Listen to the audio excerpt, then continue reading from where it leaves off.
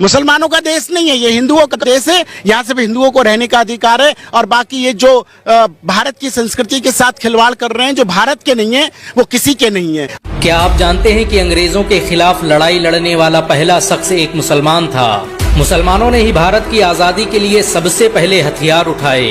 अंग्रेजों भारत छोड़ो का नारा देने वाला शख्स भी एक मुसलमान था।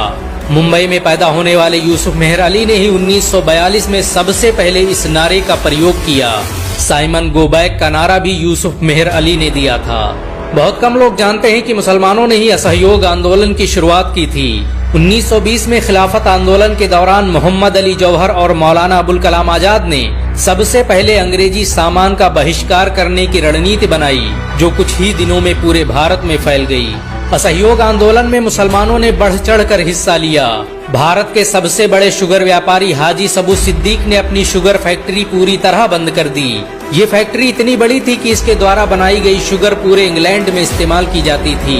बहुत कम लोग जानते हैं कि बाटा कंपनी भी मुसलमानों की थी, जिसे असहयोग आंदोलन के दौरान एक अंग्रेज ने खरीद लिया था। मुसलमानों ने इस आंदोलन के समर्थन में अपना सब कुछ कुर्बान कर दिया।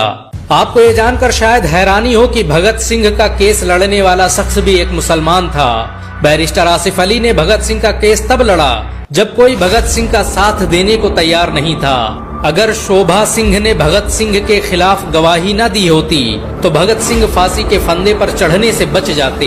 इंकलाब जिंदाबाद का नारा देने वाले हसरत मोहानी भी एक मुसलमान थे। उन्होंने ही भारत की आजादी की रूपरेखा तैयार की थी। इतिहासकारों के मुताबिक 1857 में होने वाले विद्रोह में 50,000 से अधिक उलमाओं को फांसी दी गई और लाखों मुसलमान सरेआम कत्ल कर दिए गए। 1857 में दिल्ली से लेकर कलकत्ता की रोड पर कोई ऐसा पेड़ नहीं था जिस पर मुस्लिम उलमाओं की लाशें न टंगी हों। मुसलमानों ने ही भारत की आजादी के लिए पहली जंग लड़ी। मैसूर के सुल्तान हैदर अली और उसके बेटे टीपू भारत की आजादी के लिए शहीद होने वाले पहले शासक थे। मशहूर क्रांतिकारी अशफाकुल्लाह खान सबसे कम उम्र में फांसी पाने वाले भारत के पहले व्यक्ति थे। औरंगजेब के शासनकाल में अंग्रेज कभी भारत में दाखिल न हो सके। बहुत कम लोग जानते हैं कि जय हिंद का नारा एक मुसलमान आबिद हसन सफानी ने दिया था।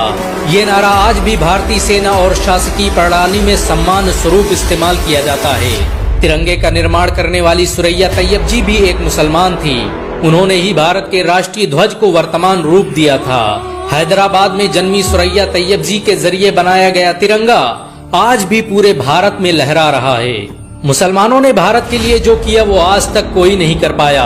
कानपुर में पैदा होने वाले अजीमुल्लाह खान ने ही मादरे वतन भारत की जय का नारा दिया था, जिसमें बाद में कुछ सांप्रदायिक